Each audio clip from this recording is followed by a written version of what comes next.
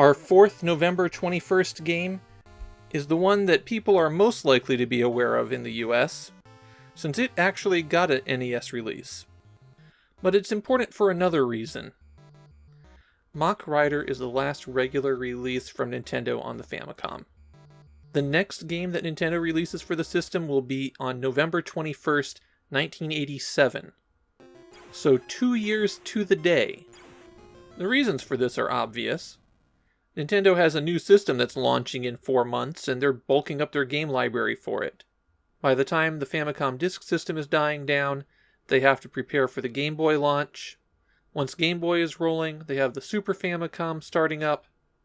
There's still 18 games that Nintendo will release on the Famicom, but that's across the next 9 years. And between launch day and the release of Mach Rider, they released 31 games. The Famicom is now in the hands of the third-party developers. God help us all. Mach Rider puts the player in the role of a wanderer through a post-apocalyptic wasteland. They're not seeking justice or looking for a kidnapped girlfriend. They just want to drive. The name of the game comes from the motorcycle's speed.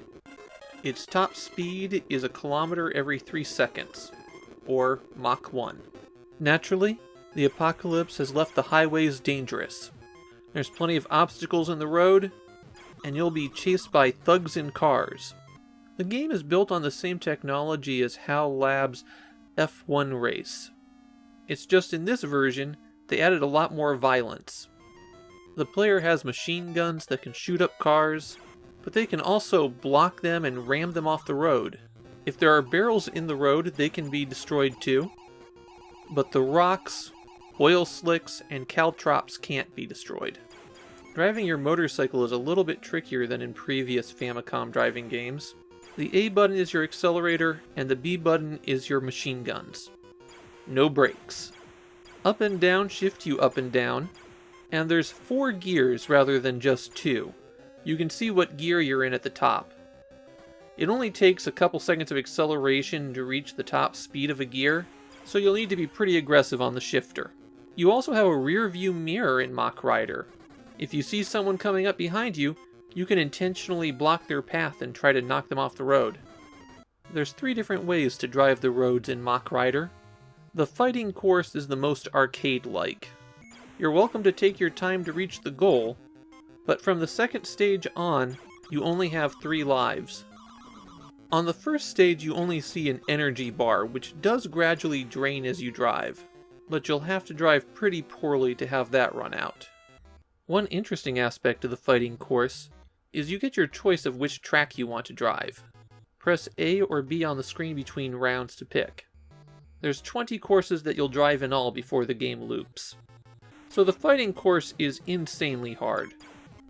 The slightest bump blows up your motorcycle, and this is a fast game. You sometimes won't be able to see obstacles until you're literally right on top of them. So the heavily limited lives on this one make it tough to complete. Endurance course is the mode I prefer to play. This one gives you a time limit to go a certain distance rather than a number of lives. You also don't get to pick which course you're going to drive. It's still hard, but there's enough leeway now that it doesn't feel like you're dying to random things out of nowhere. The solo course is the same as the endurance course, only there are no enemy vehicles. Though it still isn't just pure driving. Obstacles will appear in the road, and you can shoot them out of your way. The final mode lets you design your own courses, and then drive them in any of the other 3 modes. Hold down the B button to maneuver the cursor at the bottom of the screen to select what tile you want, and then A places that tile where the cursor is. One of the neat things about this is that it only lets you select tiles that will fit. You basically cannot make an invalid course. And naturally, you can save your tracks to the data recorder. Once that's done, pick a mode, and then you'll just drive that course until you get a game over. So it's a simple game, but Mach Rider had a pretty big impact on kids in 1985 Japan. It's remembered as one of the big classics of that era. While in the US, Mach Rider seems to have more of a, "oh yeah, that game exists" reputation. I've always been kind of cold on the game, but playing it today, I can see why it caught on. The Mach speed feels pretty cool. I love the different behavior in the enemy vehicles. So you've got the weak ones, the ones that are slightly armored, the ones that drop caltrops behind them, and the high-speed ones that shoot up behind you and try to run you off the road.